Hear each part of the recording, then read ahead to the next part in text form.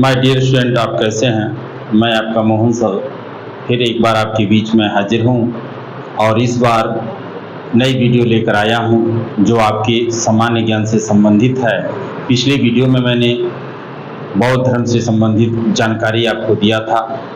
आपने काफ़ी पसंद किया, हमें कमेंट भी किया कि सर आप जैन धर्म पर भी वीडियो बनाइए।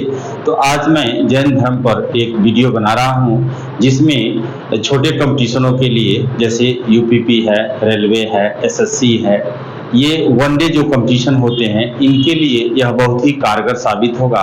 और जैन धर्म से जो महत्वपूर्ण प्रश्न पूछे जाते हैं उसके विषय में मैं पूरा चर्चा करूंगा। इस वीडियो को आप लोग ध्यान से देखिए। यदि मेरे चैनल पर आप नए हैं तो मेरे चैनल को प्लीज़ सब्सक्राइब करिए ताकि जो भी वीडियो है आपके तक पहुंचे और आप उसका लाभ ले सकें। आज मैं आपके सम्मुख जैन धर्म से संबंधित एक वीडियो बना रहा हूं। इसमें देखिए मैं आपको बताऊंगा कैसे जैन धर्म के कौन लोग फाउंडर थे और कैसे ये धर्म डेवलप हुआ और इस धर्म के मुख्य सिद्धांत क्या हैं। तो इस वीडियो को ध्यान से देखें। देखिए जैन धर्म जो है वह अहिंसावादी, सबसे अहिंसावादी धर्म है। जैन धर्म के जो तीर्थंकर हुए उसमें 24वें तीर्थंकर महावीर स्वामी का सबसे ज्यादा जिक्र होता है। जब भी आप जैन धर्म को पढ़िए तो एक बार बौद्ध धर्म को भी पढ़िए, दोनों का कंपैरिजन करके पढ़ेंगे तो बड़ी आसानी से चीजें तैयार हो जाएंगी। अब देखिए जैन धर्म के जो आदि संस्थापक माने जाते हैं वह ऋषभ देव माने जाते हैं। उनको लोग जैन धर्म में भगवान ऋषभ देव कहते हैं। भगवान ऋषभ देव अयोध्या के थे। उसके बाद 23वें तीर्थंकर पार्श्वनाथ का जिक्र होता है। 23वें तीर्थंकर जैन धर्म के जो थे पार्श्वनाथ थे, ये काशी के यानी वर्तमान में जो बनारस है वहीं के राजा के लड़के थे। तो जैन धर्म में पहले 4 मुख्य सिद्धांत थे। महावीर स्वामी से पहले 4 मुख्य सिद्धांत थे। महावीर स्वामी 24वें तीर्थंकर आए हैं और जब ये 24वें तीर्थंकर आए जैन धर्म में तो इन्होंने 4 सिद्धांत की जगह पर 5 सिद्धांत दे दिया। बौद्ध जैन धर्म का जो मुख्य 5 सिद्धांत है वह इनका देन है। 5वां इन्होंने जोड़ा, कौन? महावीर स्वामी ने। तो 4 जो मुख्य सिद्धांत थे पार्श्वनाथ के समय तक वह आपके अहिंसा, सत्य, अपरिग्रह और अवस्थेय, तो ये 4 सिद्धांत थे। 5वां महावीर स्वामी ने उसमें जोड़ा ब्रह्मचर्य। अब आइए हम महावीर स्वामी के विषय में आपको जानकारी दे रहे हैं। महावीर स्वामी का जन्म 599 ईसा पूर्व में बिहार के वैशाली के कुंडग्राम में हुआ था। इनके पिता का नाम सिद्धार्थ था जो जात्रिक कुल से थे और माता का नाम त्रिशला था जो लिच्छवी गण की राजकुमारी थी। महावीर स्वामी 30 वर्ष की उम्र में गृह त्याग दिए और तपस्या के लिए निकल गए, ज्ञान की खोज के लिए। इनके अंदर भी वैराग जगा था। जैसे महात्मा बुद्ध के अंदर वैराग जगा था उसी तरह से महावीर स्वामी के अंदर भी वैराग जगा और 30 वर्ष की अवस्था में यह गृह त्याग कर दिए यानी घर छोड़ दिए। और महात्मा बुद्ध क्या किए थे? वह 29 वर्ष की अवस्था में घर छोड़े थे। तो ये महापुरुष जो भारत में आए ऐसे समय पर आए थे जब समाज में तमाम तरह की कुरीतियां चल रही थी, सामाजिक ढकोसला बढ़ गया था और कर्मकांड बढ़ गए थे, जातिपात, छुआछूत, ये सब बहुत तेजी के साथ फैल रहा था। ऐसे समय में ये दोनों महापुरुष आए थे। तो अब मैं जैन के बारे में बता रहा हूं तो इसी पर पूरा फोकस मेरा रहेगा।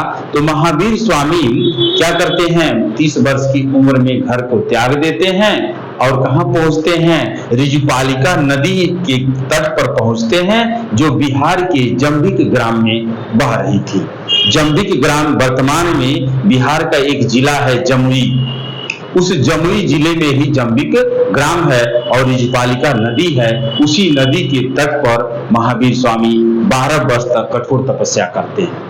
कठोर तपस्या के बाद उन्हें कौवल्य प्राप्त हुआ अर्थात ज्ञान प्राप्त हुआ। जब ज्ञान प्राप्त हुआ तो उन्होंने क्या किया? जो पूर्व के 4 सिद्धांत थे उसमें ब्रह्मचर्य जोड़ दिया। पहला सिद्धांत जो जैन धर्म का मुख्य सिद्धांत में पहला होता है अहिंसा। जैन धर्म का सबसे इंपॉर्टेंट चीज अहिंसा है। आप कल्पना भी नहीं करेंगे, सोचेंगे भी नहीं कि हम किसी को मारेंगे, किसी का वध करेंगे। अगर आप सोचते भी हैं तो वह भी हिंसा मानी जाएगी। जैन धर्म में अहिंसा के प्रति इतनी कठोरता है। फिर सत्य, आपको हमेशा सत्य बोलना है, झूठ नहीं बोलना है। फिर तीसरा सिद्धांत जो जैन धर्म का है, अस्तेय। अस्तेय मतलब चोरी नहीं करना है आपको, कुछ भी हो जाए आप कहीं से कोई सामान चुराएंगे नहीं। चौथा उनका धर्म है, धर्म का मुख्य सिद्धांत है अपरिग्रह। अपरिग्रह का मतलब होता है संचय नहीं करना है आपको। संचय किसी सामान का, चाहे धन का चाहे सामानों का संचय नहीं करना है। देखिए कितना अच्छा सिद्धांत है। आज संचय का दिन है समाज में। देखिए आप लोग कि किस तरह से लोग सामानों का संचय कर लेते हैं, धनों का संचय कर लेते हैं। कहीं पर खाते खाते कोई मरता है, कहीं खाने बिना मरता है। तो अगर हम संचय न करें तो इक्वलिटी आएगी। हम लोग क्या करते हैं, कल की चिंता करके खूब संचय करते हैं। जैन धर्म इसका विरोध करता है। उसके बाद देखिए, अब जैन धर्म के जो मुख्य सिद्धांतों में त्रिरत्न भी आता है। त्रिरत्न का मतलब होता है कि सम्यक दर्शन, सम्यक ज्ञान और सम्यक चरित्र। सही चीज का दर्शन करिए, सही ज्ञान रखिए और आपका चरित्र भी सही होना चाहिए। ये जैन धर्म के त्रिरत्न है।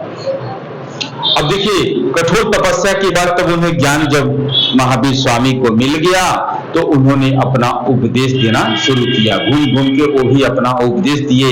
लेकिन जैसे बौद्ध धर्म दो भागों में बट गया, उसी तरह से जैन धर्म भी दो भागों में विभाजित हो गया। एक श्वेतांबर संप्रदाय, दूसरा दिगंबर। श्वेतांबर संप्रदाय सफेद वस्त्र पहनते हैं, खासकर गुजरात और राजस्थान में ये लोग पाए जाते हैं। और दिगंबर संप्रदाय के लोग शरीर पर वस्त्र नहीं पहनते हैं और वह मध्य भारत और दक्षिण भारत में ये लोग पाए जाते हैं जैन धर्म के। तो महावीर स्वामी का जन्म के बारे में हमने बताया, उनके सिद्धांतों के बारे में बताया।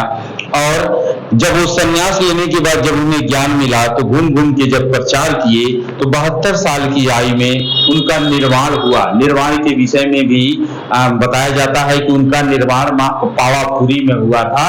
तो अधिकतर इतिहासकारों का मत है कि पावापुरी जो बिहार में है वही मान्य है।